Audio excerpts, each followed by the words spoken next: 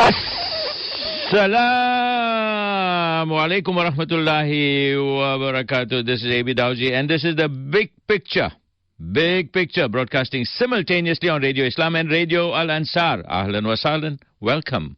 And how's it? All you amazing, wonderful, remarkable, fabulous, awesome, incredible, phenomenal, marvelous, sensational people out there. Ish, I have no words to describe you. I hope, inshallah, that you are all coping and keeping safe. As for me, I hardly go out of the house. But I have been keeping very, very busy indeed, doing all kinds of serious research. Let me tell you what I've discovered. If you open the hot water tap in your bathroom sink, first thing in the morning, the cold water will turn to hot in 53.6 seconds. That's the average time. I've done the test many times, and sometimes it's 52.8 seconds. Another research was about breaking an egg. If your kitchen has granite tops, then it will take 2 knocks of the egg on the corner of the granite to break it. But if you knock it on the side of an ordinary plate, it would take 3 such actions. 2 Marie biscuits buttered together can remain dipped in a cup of hot tea for 13 seconds only before it breaks up into blobs floating around in an ugly mess. Dear listeners, I am sure that you are greatly impressed by the amazing research that I have been doing. One day, humanity will be grateful for my work and may even present me with the Nobel Prize for Science. Anyway, besides doing such important research, I've been leaving my house in Isipingo to fetch the grandkids from school in Overport. This week I had a very, very traumatic experience. Very traumatic. Really bad. My fro said, please get me the Kashmiri special prawn masala. And she told me that only one shop had it in Overport. Well, I went to 4 other spice shops to see if I can get this special masala there. Nothing at all. What to do? I really didn't want to go to that shop, the one in Sparks Road. But in the end, I had no choice. But first, I had to prepare. I went to my friend's kurta shop and put on a big black oversized kurta and a big woolly hat pulled down to my eyebrows. And then dark glasses and a big mask covered my face. My own mother wouldn't have recognized me. I jumped into my friend's old Corsa and drove right up to the door of the Sparks Road shop. As I put one foot out of the car, my eardrums were shattered by a very loud, piercing sound like the screeching of 1,000 chalks on 100 blackboards. Birds fell out of the trees. Windows cracked. It was the human siren. Dawji! Hey, Dawji, come here, yow! The gadud came out of me, and like a zombie, I went over to Halima Khala, who was standing in her veranda. Dawji, where you was? So long I didn't see you. I thought maybe the COVID germ got you, eh? I nearly started cooking the kheer. I asked my neighbor if she knows where you are, and she said, yeah, last week she heard you on radio. What you was doing on radio, Dawji? You were singing nuts? Hell, people will go nuts listening to you. So I said, no, Khala, I'm very well, alhamdulillah. How are you? And she replied, I'm okay, but I'm worried, Dawji. Tell me what you know about Ivan. Well, I was totally mystified. So I said, who is Ivan? And she said, you know that Ivan and that Tim, that Ivan and Tim thing, you must know. I said, no, Khala, I don't know these people, Ivan and Tim. She said, Dawji, it's not people, it's medicine. They give for this culvert flu. My neighbor Hajra, she gave me tablets. She said they used to give it to horses now, but now they're using it to kill the culvert germs, the virus. It's true, Dawji? I said, okay, Khala, you mean ivermectin? And she replied, yeah, that one. Hajra said I must take it if I cough or nose gets blocked. You know everything, Dawji. You think the tablet works? I asked my nephew Imran, and he said, yeah, it's very good. Then he said, Kala, you will come first in the Durban July handicap cap. And then he laughed and he ran away. What was he meaning, Dauji? Huh? I looked up at the sky for help. Then I looked across the road and I said, Kala, I have to go. That man there across there in the shop, he owes me money. I've got to catch him, eh? Right, so Assalamu alaikum, I must rush.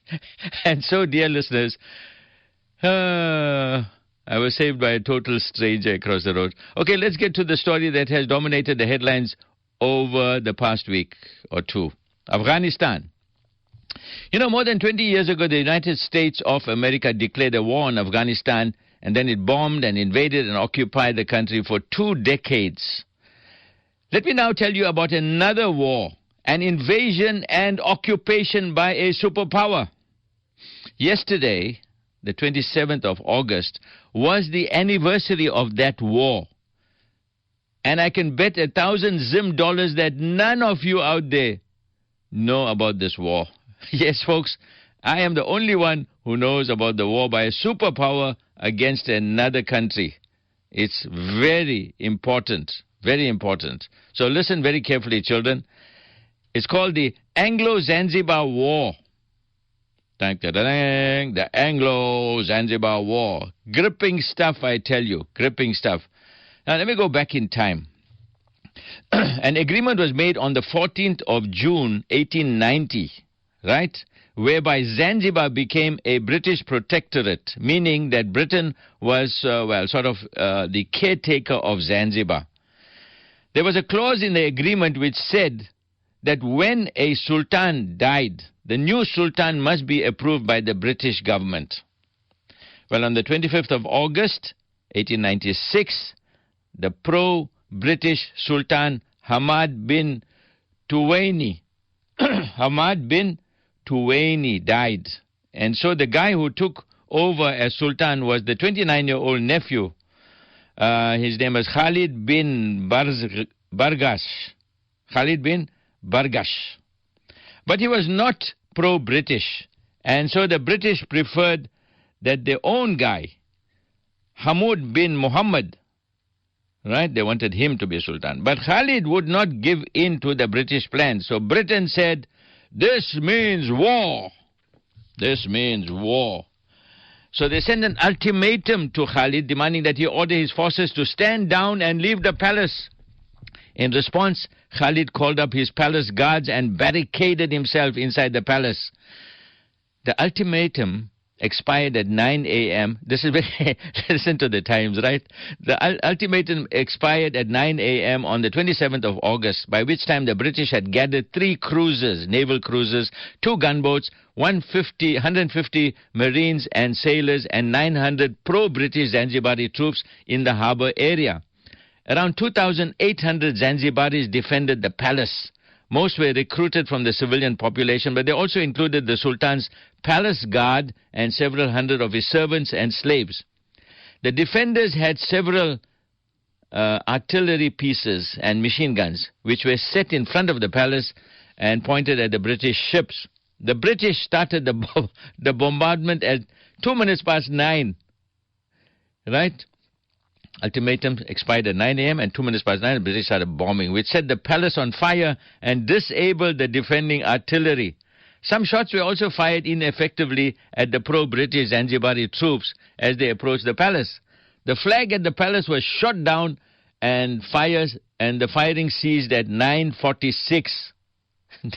The Sultan's forces sustained roughly 500 casualties, while only 1 British sailor was injured. Sultan Khalid received asylum in the German consulate before escaping to German East Africa, which is now known as Tanzania. The British quickly placed Sultan Hamud in power at the head of a puppet government. The war marked the end of the Zanzibar Sultanate as a sovereign state and the start of a period of heavy British influence. So, dear listeners, were you paying attention to the times that I told you? Well, the whole British Zanzibar War lasted 38 minutes. Yes, 38 minutes. The shortest war in history. So, what do you think of that, Mamu? the shortest war in history, 38 minutes. And the Anglo-Zanzibar War was a first-class sursuria.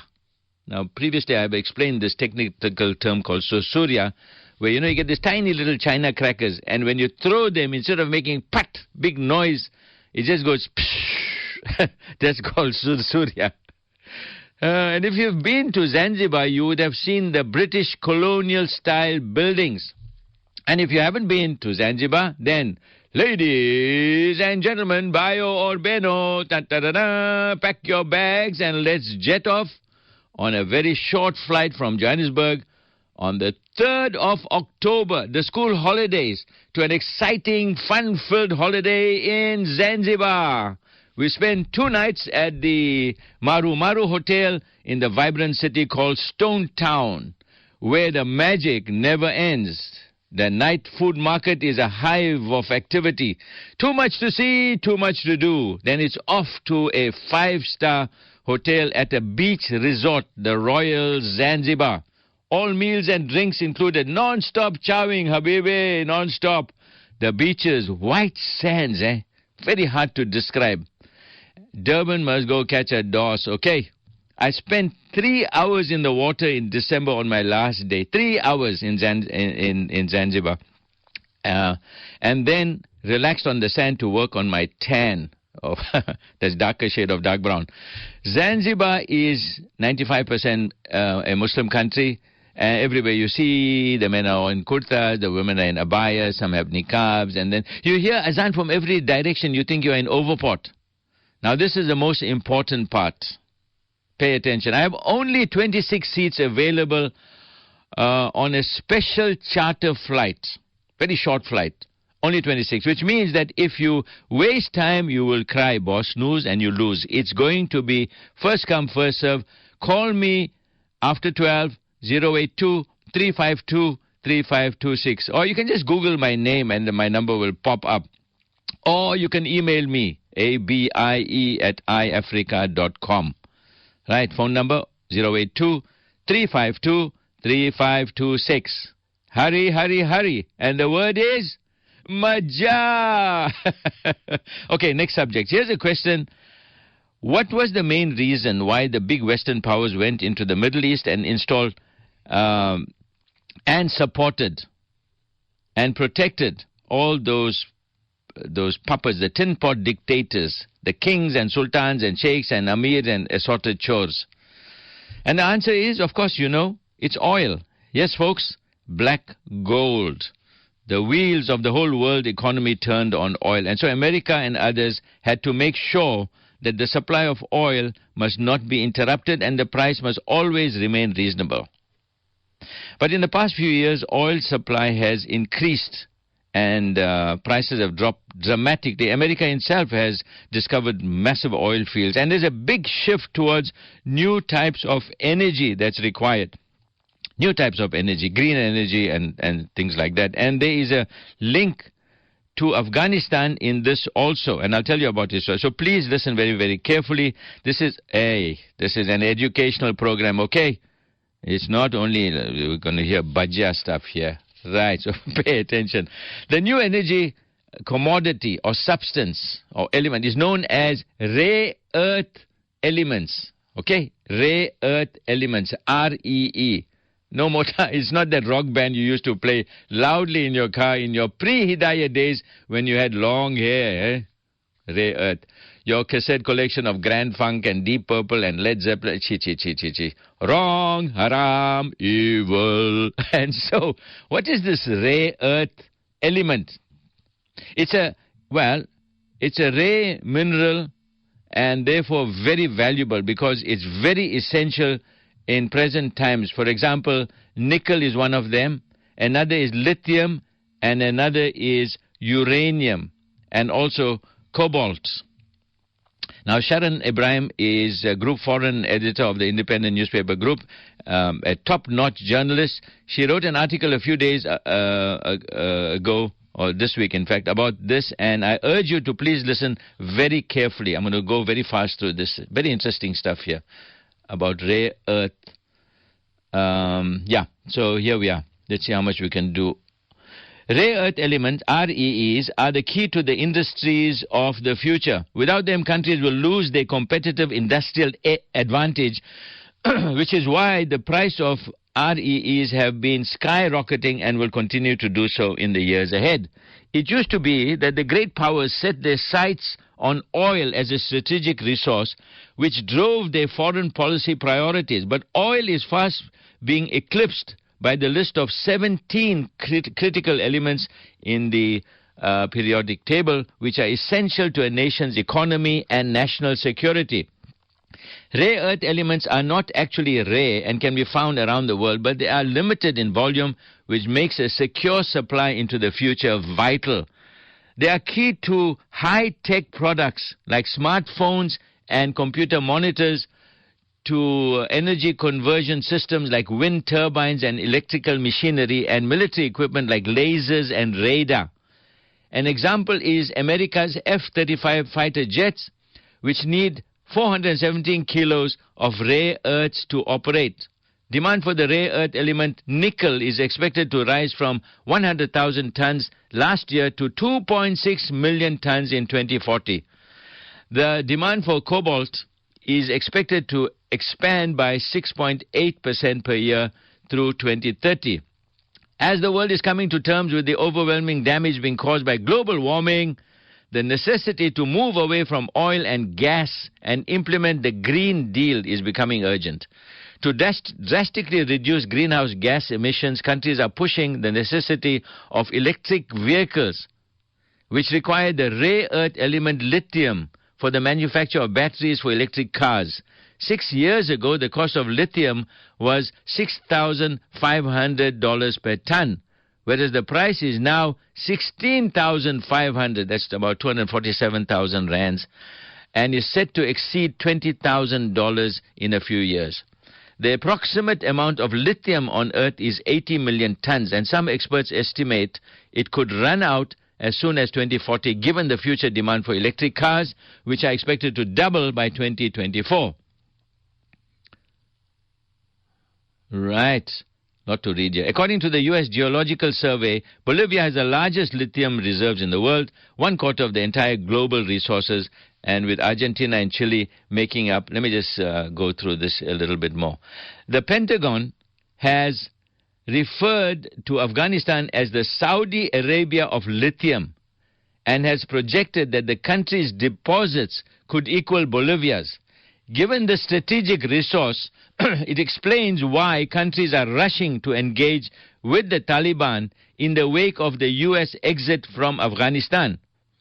Afghanistan's lithium deposits are virtually untouched due to the decades of instability in the country.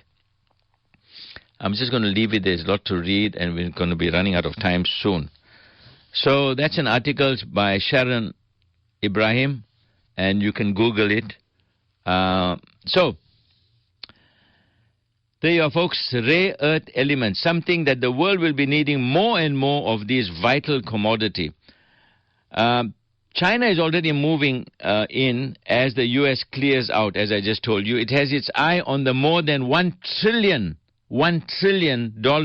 of rare earth elements beneath the ground in Afghanistan. Okay, so let's focus on Afghanistan and the developments there since the Taliban took over. Here's some characteristics of the media. And let's start right here in South Africa. In the 5 days or so of chaos in South Africa recently, we had three phenomena, all equally serious, very, very serious. Firstly, the widespread looting. Secondly, the delay in sending out the security forces by our government to deal with the looting. And thirdly, the killings in Phoenix. All very serious, as I told you. The lack of action by the government is almost treasonous. The looting has damaged businesses, some permanently, impacting on the economy and adding to unemployment, which is, well, it's over 34%. The highest in the world. Did you hear that? In the whole world, we have the highest unemployment figures. So, what has the main focus of the media been on over that time? I'm talking about radio, TV, and newspapers. Yes, Phoenix, Phoenix, Phoenix. A disproportional coverage. And now let's look at Palestine. Israel is killing Palestinians almost every day. I'm going to say that again, almost every day. If you go to certain websites, you'll see it there. Half the population of Gaza lives below the poverty line. But what does the Western media portray? Hamas is a terrorist organization. Israel is the victim of this terror and has to defend itself. That's virtually all that you hear. Sorry. Inshallah, that wasn't a COVID cough. And so, to Afghanistan. What are the parts to this story? Firstly, the U.S. launched a war based on lies. Right, based on lies. I told you about Osama bin Laden and so on. Secondly, it set up a puppet government. Right?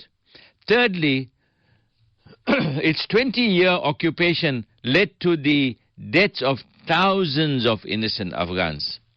And I saw a documentary a few days ago where a man was describing how an American plane wiped out his village and one bomb wiped out his whole family of 18 people.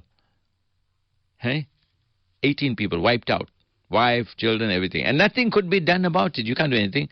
Wedding parties were wiped out. So, has the focus been on Bush and Blair as war criminals? Or the U.S. Army as a murderous force? Or the rogues, that is the elite in the puppet government of President Ashraf Ghani, who is said to have fled with millions of dollars?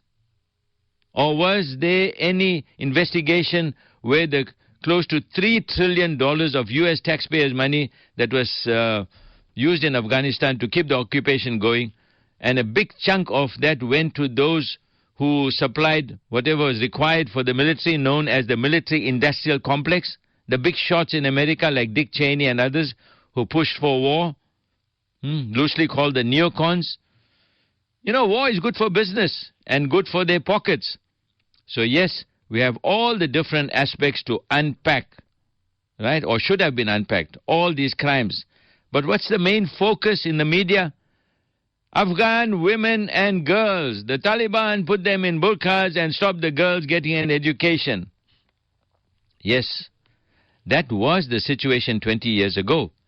But as much as the Taliban is saying over and over and over again that it has no intention of doing that, the media says, no, don't believe them. They are liars. BBC, CNN, even Al Jazeera and our media here is playing one scratch record, as I told you last week, women's and children's rights.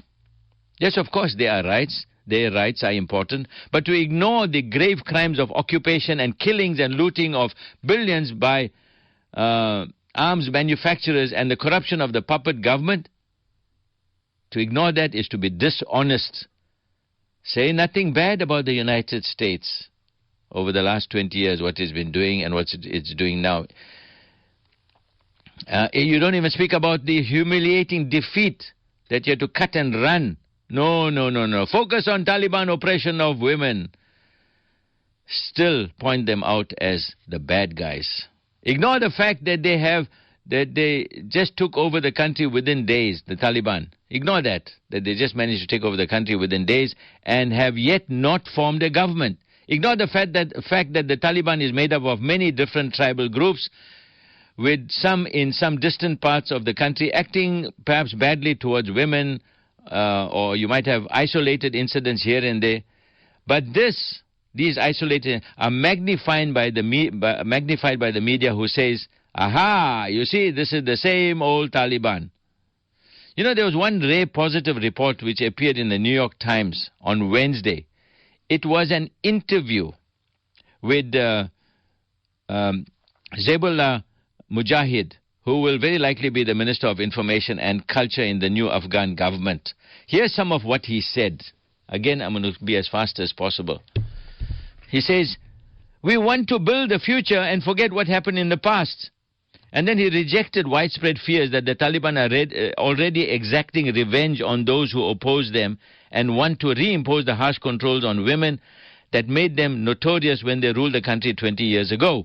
The interview came just a day after Mr. Mujahid warned the women of Afghanistan that it might be safest for them to remain at home, at least for the time being. Of course, the media distorted what he said. And he explained, he said, we are worried our forces who are new and have not been yet trained very well may mistreat women. We don't want our forces, God forbid, to harm or harass women. On Wednesday, he said that in the longer term, women should have little fear. Concerns that the Taliban would once again force them to stay in their homes or cover their faces are baseless, he said. He added that the requirement that they be accompanied by a male guardian known as a mahram was misunderstood. It applied only to journeys of 3 days or longer, he said. If they go to school, the office, university, or the hospital, they don't need a mahram, he said.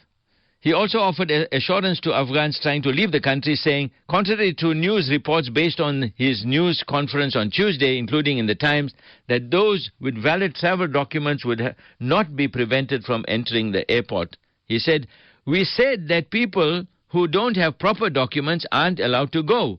They need passports and visas for the countries they're going to, and then they can leave by air. If their documents are valid, then we're not going to ask them what they are doing before, in other words, going to the airport. He also denied allegations that the Taliban have been searching for former interpreters and others who worked for the American military, and claimed that they would be safe in their own country. And he expressed frustration at the Western evacuation efforts. They shouldn't interfere in our country and take our human resources, the doctors, professors, and other people we need here. In America, they might become dishwashers or cooks. It's inhumane. It's inhuman. Mr. Mujahid, who is 43 years old, described himself as a native of Paktia province and a graduate in Islamic jurisprudence from the well-known Darul Uloom Haqqaniya madrasas in Pakistan. Despite the tense situation at the airport on Wednesday, where thousands of people were still crowded around most of the entrances, Mr. Mujahid expressed hope that the Taliban would build good relations with the international community, pointing out areas of cooperation around counter-terrorism, opium eradication, and the reduction of refugees to the West. Although he sought to convey a much more tolerant image of the Taliban, Mr. Mujahid did confirm one report: music will not be allowed in public. He said, music is forbidden in Islam, but we're hoping that we can persuade people not to do such things instead of pressurizing them. Well, so tell me, dear listeners, where is the harshness? Where is the intolerance in the words of Zabullah Mujahid? So why the non-stop demonization of the Taliban from the time they came into power about a week ago? Let them get organized. Let them set up a government. Let them establish their constitution. Let them take action against those who deviate from their policy, the policy of this group. Let some months pass and then judge them, as I said last week. But as we all know, the media has its own agenda, and so they made Afghanistan a single-issue problem. Women's rights, girls' education. Well, one can only shrug it all off. Towards the end, I may play you a clip that actually encompasses all of what I just said now. Now, let me go to another topic completely different. Yesterday, that's Friday, I was gripped by an overwhelming feeling of sadness. The man who was alleged to have killed Robert Kennedy, Bob Kennedy as he was known, was granted parole. The killing took place on the 6th of June 1968 in the lobby of the Ambassador Hotel in Los Angeles. Sirhan, whose Christian Palestinian parents came to America from Jerusalem many years ago. Sirhan was said to be the shooter of Robert Kennedy. Now, I remember him from photographs at that time, splashed all over the media. Photographs that showed him as a handsome, young, 24-year-old man. So I was shocked and saddened when I saw him for the first time yesterday on Al Jazeera. He is now 77 years old, a tired-looking old man who spent 53 years in jail. Yes, 53 years. Just think about it for a moment. Pause and think about it. 53 years in jail. This sadness stayed with me the whole evening. And in the darkness of this morning, I lay in bed and searched on my phone to learn more about Sirhan. And I came across a Washington Post report. The title of the report was, "Who Killed Bobby Kennedy?" That's Robert Kennedy. Who killed Bobby Kennedy? His son doesn't believe it was Sirhan. That was the title of the Washington Post report. And the report is very long. As I read through it, I felt terrible, even greater sadness. Why? Because Sirhan was innocent of the murder of Robert Kennedy. The evidence was overwhelming. An innocent man spent 53 years in jail. And who said that Sirhan was innocent? It was Robert Kennedy's son, known as Robert F. Kennedy Jr. At the time of the shooting, Robert F. Kennedy was 14 years old. Now, he's 67 years old, and he's a lawyer. Now, a man was with Robert Kennedy as part of the crowd of people leaving the hotel. This is, I'm talking about way back, right? Way back, 6 June 1968. Whole lot of he had an entourage there, a whole crowd of people, and they were coming out of the pantry area into the lobby. And one of the guys there with him was Paul Schrader. Paul Schrader. Paul Schrader was with a union, auto union. So they were all walking out, and in that crowd, it is said that Sirhan shot Robert Kennedy. But Schrader said from the start, that Sirhan was wrestled to. Actually, one of the bullets from Sirhan's gun grazed him behind the ear, grazed Schrader behind the ear.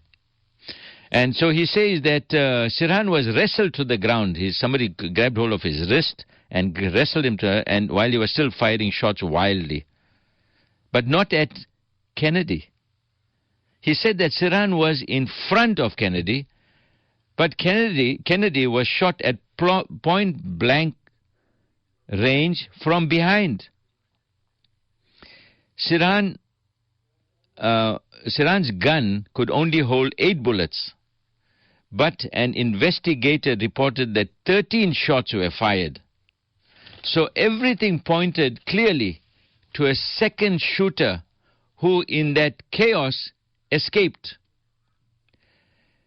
Schrader convinced Robert Kennedy Jr., that's the son I'm talking about, to look at the evidence. Look at it. And in 2018, Kennedy went to visit Sirhan in prison and spoke to him for 3 hours. And this is what he said after that. He said, "I think it's unfortunate that the case never went to a full trial, because that would have compelled the press and prosecutors to focus on the glaring discrepancies in the narrative that Sirhan fired the shots that killed my father." What is he saying? He's saying if it went to a full trial with the jury, then they would have examined very carefully all the details and come to the conclusion that the shots that killed his father were not fired by Sirhan. Kennedy and his brother appeared at Sirhan's application for parole, the parole hearing this week. They were there to support him. Can you believe it? They wanted him to be out on parole. And even the prosecutors at the hearing did not oppose the application. And so, Sirhan, after one or two other processes, will be out soon. He's been granted parole. Sirhan repeatedly says he has almost no recollection of the shooting. He's been asked all the time, even at the trial. He says, no, I can't. It's very hazy. I can't remember anything about the incidents, or very little about the incidents. And many experts have since then concluded that he was very likely put under coercive hypnosis before the shooting. So who was the actual shooter of Robert Kennedy? That, dear listeners, is a mystery. Who shot 2 months before that Martin Luther King? No one knows. And 5 years before that, who shot Robert Kennedy's brother, the President of America, John F. Kennedy, while he was in a motorcade? Somebody with a high-powered rifle shot him. Who was it? We still don't know. Or maybe those who are supposed to investigate these assassinations don't really want anyone to know. I still feel so sad. I feel sad about Sirhan B. Sirhan. Sirhan B. Sirhan. The B stands for Bishara. Sirhan, Bishara, Sirhan. I think the more appropriate word would be Bichara. Seriously. No joke. An innocent man, the best years of his life taken away. A victim of American injustice. If you do get a chance, please try to read the full article. It's breathtaking. It's shocking. Just Google the words Washington Post and the words who killed Bobby Kennedy. Washington Post, who killed Bobby Kennedy. Put this in your Google, in your phone or your laptop, and you will read an amazing article. Right. We're running out of time. You know, I usually like to end the program on a cheerful note. But most people these days are not feeling very cheerful. There's sadness and fear in the air. Sadness and fear in the air. COVID. Who's next?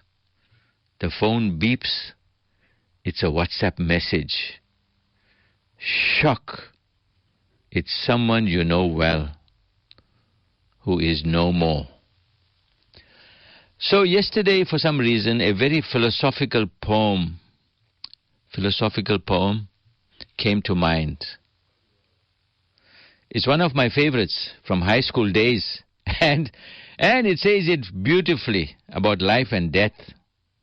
That we may have very high, important positions, right? Or we may be wealthy.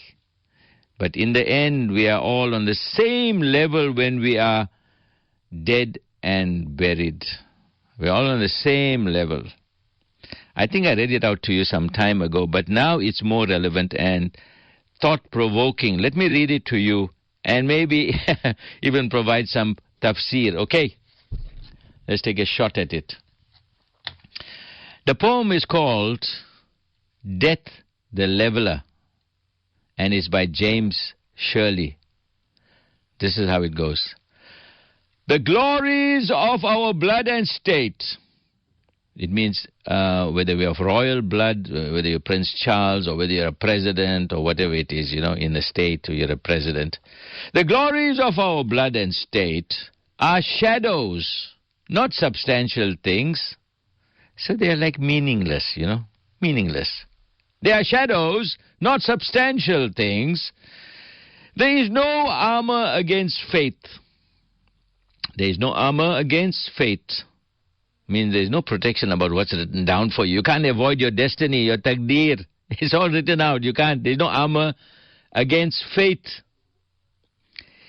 Death lays his icy hand on kings. Scepter and crown must tumble down. Scepter. What is a scepter? That is the rod, the thick rod a king holds while on his throne. Like, the asa that a Maulana holds in the masjid during Jummah time. Right? And, of course, crown, Scepter and crown must tumble down, and in the dust be equal made with the poor crooked scythe and spade. Scepter and crown must tumble down, and in the dust be equal made with the poor crooked scythe and spade. The scythe, of course, is a sickle, that curved thing, implement used to cut grass or wheat.